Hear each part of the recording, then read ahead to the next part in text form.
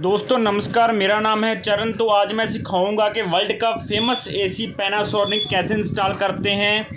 हालांकि ये जो एसी हम इंस्टॉल कर रहे हैं ये पुराना है, लेकिन मैं आपको बता दूं कि जब ये पैनासोनिक का एसी मार्केट में आया था तो इसका जो डिज़ाइन है वो स्क्वायर में निकाला है कंपनी ने, लेकिन जो हमारे नॉर्मल एसी चलते हैं वो हमारा होता है रेक्टेंगल में। इसीलिए इस एसी जो आया तो स्क्वायर में ये पहला एसी था जो किसी कंपनी ने निकाला था वॉल पे लगने के लिए। नहीं तो डक्ट में लगने के लिए तो आते थे, लेकिन वॉल में पहले ही यही आया था, इसलिए बहुत फेमस हुआ था और बहुत बिका था। और इसका जो क्वालिटी है वो भी बहुत बढ़िया है। और इसका अगर मैं कूलिंग कैपेसिटी बताऊं तो सेम ही है, लगभग कुछ ज़्यादा नहीं है। दूसरे एसी के मुकाबले जितना 1.5 टन का करता है उतना ही ये कूलिंग करता है। तो ऊपर से हमने 2 हाफ एंड क्वार्टर का पाइप लाए हैं और उसको इसके साथ अटैच कर दिया है। जैसे हमारा रेक्टेंगल एसी होता है जो वॉल पे लगता है, जैसे डाइकन, मित्सुबिशी हो गया, हमारा वोल्टस, वर्लपूल, IFB, इन सभी का जैसे एसी लगता है हमारा, वैसे इसके इंडोर भी सेम ही है, लेकिन साइज़ में और डिज़ाइन में फ़र्क है बस। और इसमें कोई फ़र्क नहीं है, वही PCB है, वही सब कुछ है। उतना ही पाइप इसमें डाला है जितना कि उस एसी में डाला होता है, कोई ज़्यादा फ़र्क नहीं है। हाँ, इसकी जो फ़ैन मोटर होती है उसमें और इसमें थोड़ा फ़र्क है। इसकी जो ये इंडोर में फ़ैन मोटर यूज़ की गई है वैसी ही है जैसे आउटडोर में होती है, लेकिन जो हमारा नॉर्मल रेक्टेंगल एसी होता है उसमें जो फ़ैन मोटर होती है वो ब्लोअर टाइप यूज़ की जाती है। ठीक है, तो इसको सिंपली वॉल पे इंस्टॉल किया जाता है। 2 पत्तियों के ऊपर ये इंस्टॉल होता है, जैसे हमारा इंडोर इंस्टॉल होता है वैसे ये इंस्टॉल इसके बैक पे एक पत्ती लगता है, स्टैंड लगता है जो वॉल पे हैंग करके हम इसको लगा सकते हैं। तो इसके कनेक्शन समझ लेते हैं। तो बिल्कुल वैसे ही कनेक्शन है जैसे हमारे इंडोर आउटडोर नॉर्मल एसी के होते हैं। इसमें से 2 वायर जो हैं ऊपर जाती है इसके, वही हमारा क्वार्टर एंड हाफ के वाल लगे होते हैं इसमें, और वही इसका सिस्टम होता है सारा A to Z। ठीक है, तो यहाँ पर इसके 2 वायर ऊपर जाएंगी, 2 इसको इनपुट जाएंगी। तो बहुत ही सिंपल कनेक्शन है। ऊपर आपको दिखाता हूँ, तो ऊपर हमने ये पाइप निकाला हुआ है जिसमें से हाफ एंड क्वार्टर का पाइप बाहर आ रहा है विद इंसुलेट किया हुआ, और साथ में वायर आ रहा है। ये 3 कोर वायर है, इसमें से एक न्यूट्रल फेस एंड जो लास्ट तीसरा वायर है ग्रीन कलर का वो अर्थिंग वाला वायर होगा। ठीक है, तो इसको हम सबसे पहले इसका स्टैंड पर हैंग करेंगे। मैं दोस्तों बता दूं, अगर कोई भी आप स्प्लिट एसी लगा रहे हैं, अगर वॉल पर लगा रहे हैं, मान के चलिए आउटडोर उसका वॉल पर फिटिंग हो रहा है तो उसका वॉल स्टैंड लगेगा ही लगेगा, फिर तो कोई दिक्कत नहीं है। लेकिन अगर आप इसका जो छत पे रखना है तो आपको ज़रूरी है कि आप इसका जो फ्लोर स्टैंड है वो लगाएं। जैसे कि हमारे पास फ्लोर स्टैंड है जो कि बढ़िया क्वालिटी का है। अगर आप फ्लोर स्टैंड यूज़ करते हैं तो आपके एसी की जो लाइफ है वो बहुत ज़्यादा बढ़ जाएगी। इससे बहुत ज़्यादा फ़ायदे हैं। जो सबसे बड़ा फ़ायदा वो ये है कि जब मैकेनिक सर्विस करने आएगा तो उसको सर्विस में कोई दिक्कत नहीं आएगी, और जो सर्विस है वो बढ़िया तरीके से कर पाएगा, क्योंकि अगर इसमें से नीचे से पानी निकलने की स्पेस है तो आपको कोई प्रॉब्लम नहीं आएगी, सर्विस इसकी बढ़िया तरीके से होगी। तो हम इसके हाफ एंड क्वार्टर के फ्लेयर जो हैं बिल्कुल टाइट कर देंगे।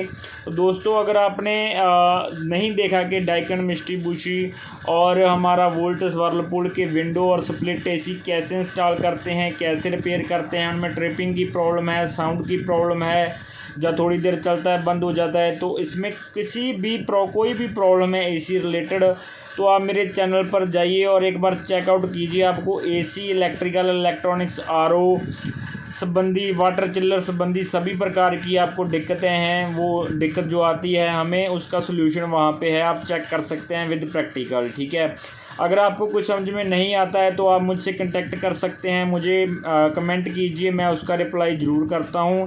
नहीं तो आपको अगर किसी भी प्रकार का वाटर चिल्लर चाहिए 100 लीटर से लेकर 10,000 लीटर तक, तो हम वो भी अवेलेबल करवाते हैं। तो अब अगर आपको वाटर चिल्लर चाहिए तो नीचे डिस्क्रिप्शन में मेरा नंबर भी होगा, आप उस पर जाकर कांटेक्ट कर सकते हैं।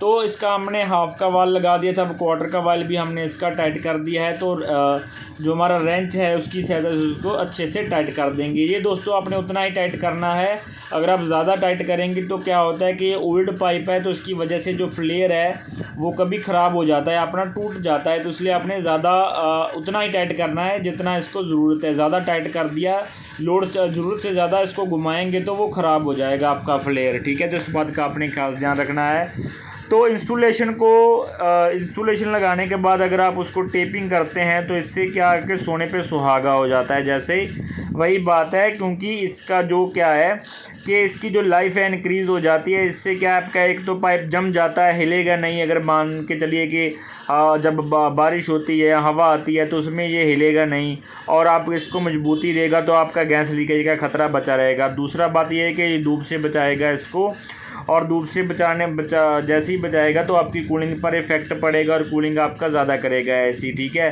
तो इसलिए इसको टेप करना, इंसुलेशन चढ़ाना और टेप करना दोनों ही बहुत ज़्यादा ज़रूरी है।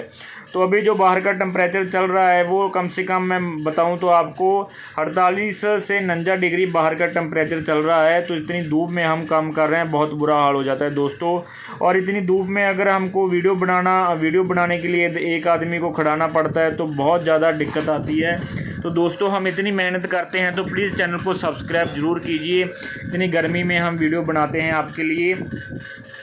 तो ये इसको हमने इंसुलेट कर दिया। अब हम इसका वायर कनेक्शन कर देंगे। जैसा कि मैंने बताया था, ब्लैक और रेड इसमें से 2 वायर निकलेगी और दोनों की दोनों इस आप ऊपर लगा सकते हैं। हालांकि ऊपर इसके दिया होता है एन और एल। इस एन का मतलब न्यूट्रल, वहाँ पर ब्लैक लगेगा, और एल का मतलब लाइन, उस पर हमारा रेड लगेगा। लेकिन अगर आपको समझ में नहीं आ रहा है, वहाँ पर नहीं लिखा है, तो कोई चिंता की बात नहीं है। ये नॉन इन्वर्टर एसी का बता रहा हूँ मैं आपको। तो आपने सिर्फ उसमें जिधर आप जिस तरफ मर्जी आप लाल और ब्लैक लगा सकते हैं, इसका कोई इशू नहीं है, ठीक है। तो हम यहाँ पर लिखा है तो हम इसके अकॉर्डिंग ही यहाँ पर रेड और न्यूट्रल लगा देंगे। इसका कोई इशू नहीं। अगर आप उल्ट पुलट भी लगा देते हैं कोई बात नहीं, ये चल जाएगा, क्योंकि ये नॉन इन्वर्टर एसी है। लेकिन इन्वर्टर एसी में आप ऐसा नहीं कर सकते हैं। उस पर जैसे आपको दिया गया है न्यूट्रल फेस एंड उसका जो कनेक्शन है, वैसे ही आपको ऊपर एंड नीचे दोनों तरफ करना है, ठीक है। अगर आपने ऊपर उसके आपने मान लीजिए कि एल की जगह ब्लैक लाइन लगा दिया और एन की जगह रेड लाइन लगा दी, तो आपको नीचे भी वैसे ही करना है। आपको एन की जगह रेड और एल की जगह ब्लैक लगाना है, नहीं तो आप सीधा ही लगाइए, ठीक है। तो ये हमने इसका पाइप कनेक्शन कर दिया। अब हम इसको कम से कम 15 से 20 मिनट इसको वैक्यूम करेंगे।